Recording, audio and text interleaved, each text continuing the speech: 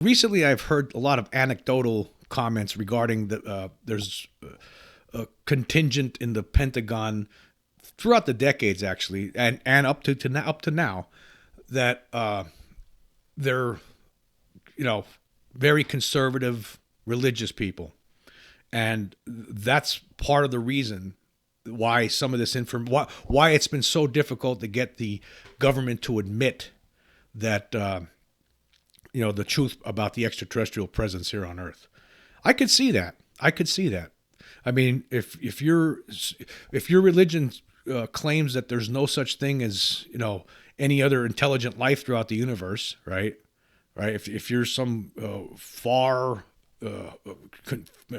right conservative evangelical, and your religion says there's nobody else out there, and you're one of these people, and you have that religion, and you work in the Pentagon, and you're somebody near the top of the food chain there, then you don't like this. To you, these things would be demons from hell, and that's possible.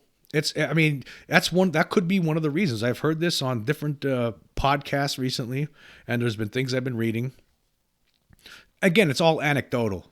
But I believe that, in fact, if you were to go back to 1947, right, when the crash in Roswell happened and there was bodies found there, it probably took time for people to accept this.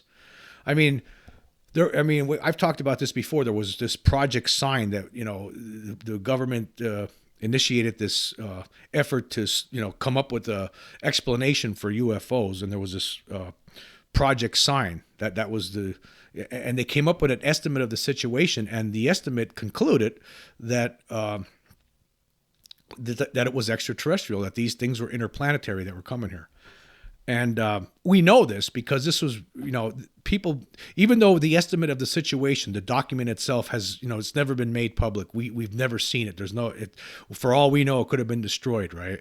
There were certain people within the government that didn't like that explanation. They did not want to accept it. And it makes you wonder, why would they not want to accept that? Why would they not want to accept the conclusions of the estimate of the situation? It doesn't make any sense to me. If it's extraterrestrial, it's extraterrestrial. What else, It was the most logical explanation for this. Nobody back then had craft like this. And not only that, but you have to wonder this. The Roswell crash happened in July of 1947. The estimate of the situation, that didn't come out till like a year or so later, a couple of years later. I think it was 49. I could be wrong on that. But however, but a certain faction within in the government had to know that about what happened at Roswell. They had to know. There had to be a certain. Now, were the people who were charged with preparing the estimate of the situation for Project Sign, did they know about Roswell, or were they left out of that and they just had to make their determination based on everything else that was going on? Like, I believe that there could have been two different, this thing was divided into two different sections. A smaller group that was in the complete know about Roswell and everything else, and then another group that was assigned to come up with an explanation for the UFO reports, all the flying saucers people were seeing back then, but they didn't have access to to the events that happened in Roswell. And they came up with this, despite not having that Roswell data, they still came up with this conclusion that the UFOs were interplanetary, that extraterrestrials were behind it. But other officials did not like that. They did not want to go by this. So they came up with another study, Project Grudge. Named Grudge because they didn't like Project Sign. So they went into the next one with Project Grudge, and they didn't come up with that. There was no. It wasn't determined that it was extraterrestrial in that study. So you have to wonder, even back then, was there certain people in the Pentagon that just weren't ready to accept the extraterrestrial explanation for this based on their religious beliefs? And I think yes. even I would imagine, like, say after Roswell happened, right, and you had people in the Pentagon, you have scientists concluding that in the government, top scientists concluding, yeah, these things are from outer space. There's no question, right? But then you would have some military personnel saying, I don't accept that. I don't believe that. Maybe these things were some sort of a Russian trick or something, or a Chinese trick, even kidding themselves because of their religious beliefs. And is that what's happening now? Is what's happening now, is that why we're getting this? There still seems to be some friction within the Pentagon with regard to trying to release these things. Okay, obviously that's what it seems like. And again, there's been people that talked about this, that there is a group. So there could be people in there that are have really strong religious beliefs, and they just don't accept the extraterrestrial explanation even today.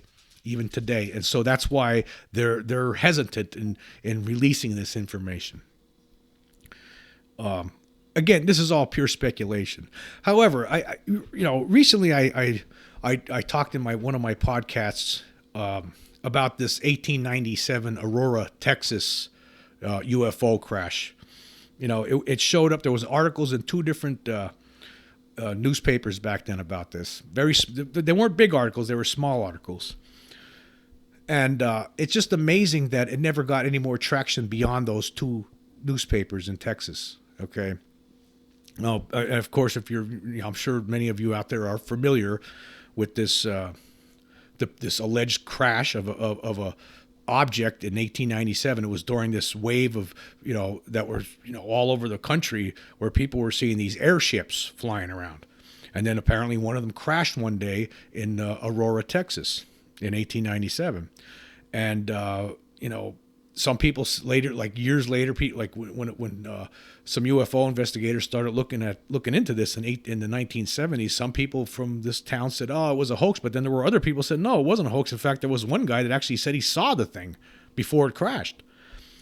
And not only that, but this thing crashed, and there was a body that was there, and in the article that talked about this, that body was given a Christian burial in the local Aurora cemetery. And in the 70s, there was actually still a headstone there with a flying saucer with portholes drawn on it in that graveyard. But in 1897, when this happened, the story never got any more traction than beyond these two articles that appeared in these Texas newspapers. And I always wonder, like, how is that possible? How was it, how did, back then, of course, there's no internet. I mean, news traveled a lot slower back then than it does today, or even 20, 30 years later, it still traveled a lot slower. I mean, things were different back then in the 1800s. But it makes me wonder, like, how come nobody from other parts of the world saw this? Like, I guess it was just missed. But yeah, it makes me wonder this. Like, people say, well, the guy who wrote this article, right? The guy who reported this, they said his name was T.E. Hayden, I believe. And some people claim that this guy wrote some satire sometimes, and this is what the debunkers will tell you, that, oh, this guy was a known satirist and he wrote some satire sometimes. But this was written as straight news. This wasn't written as a satire, So I don't know what they're talking about there. They have no proof for that. They have no proof whatsoever that this was satire.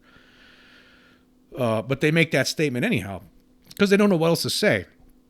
But anyhow, so what I think is possible is that happened here. And this, again, I don't know. I'm just making this. This is just a theory that I have. This thing might have showed up in these newspapers, and there might have been an outcry from religious groups at that time saying, hey, well, what are you talking about? Somebody from another world. That's not possible.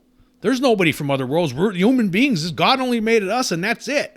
And so maybe the newspaper, even though it's not recorded anywhere, there could have been a lot of letters that were sent complaining about this from different religious folks out there. Who knows? I mean, but it's possible that could have happened, and that's why. And maybe there were other people that were interested in it from other parts of the country, maybe even other parts of the world that might have contacted the newspaper to get more information about this, to say, hey, is this true? And by that point, they had received so much, such a backlash about it that they said, oh no, it turned out that it wasn't true, and there's nothing to worry about here. We made a mistake. I guess there was never a correction ran on it. If my theory is correct, then obviously there was no correction ran that we know of anyhow. But again, it's just a theory. Like, so, it's just amazing to me that that story never got bigger than it did. That it never expanded to, that should have been international news, not just Texas news.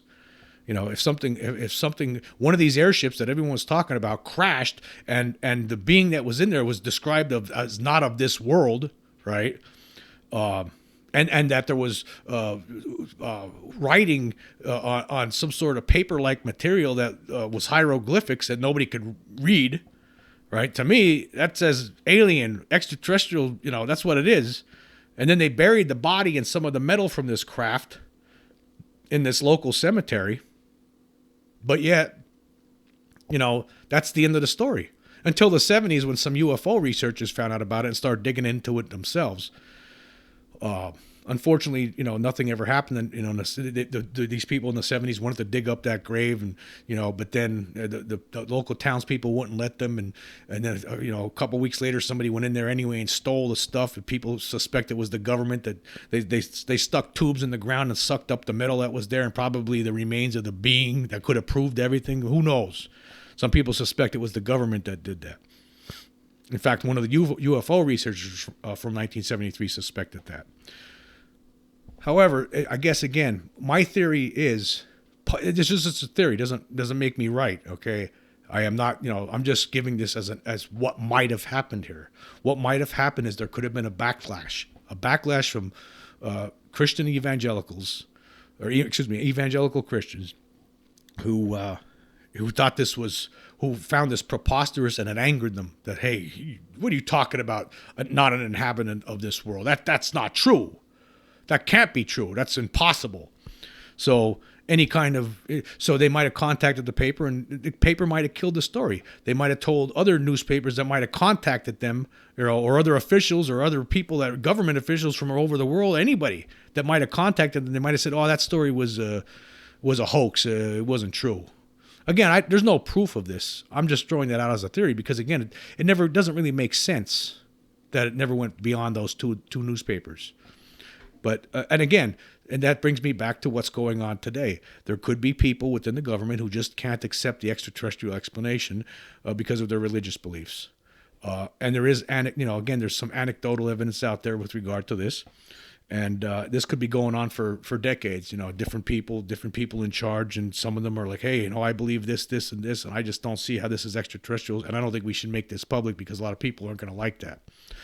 And that could be another reason. It could just be that there's people who within the Pentagon are afraid of the response from some people in the religious community. Now, this shouldn't be. I don't know why, right? This shouldn't be an issue, actually. I don't know why this is there. If there's beings from other worlds coming here, then there's beings from other worlds coming here, right? Well, what are you going to do about it? And that's just the way it is. You got to accept it. I mean, you have to, the universe, you believe in God, the universe is huge. It's huge. You got to, you got to think that, okay, he's not just going to make us. Where does it say that he just made us? It doesn't just, you don't know that. You obviously, so you're basically believing that, oh, God's not possible. If you believe in God, you're basically saying that it's not possible for God to create any other intelligent beings anywhere else in this incredibly gigantic universe. It is possible. And and put it this way, it's real. They are here. It's extraterrestrials, and there's nothing that anybody could do to change that. You can't change facts. You could pretend that they're not real, but then you're just fooling yourself.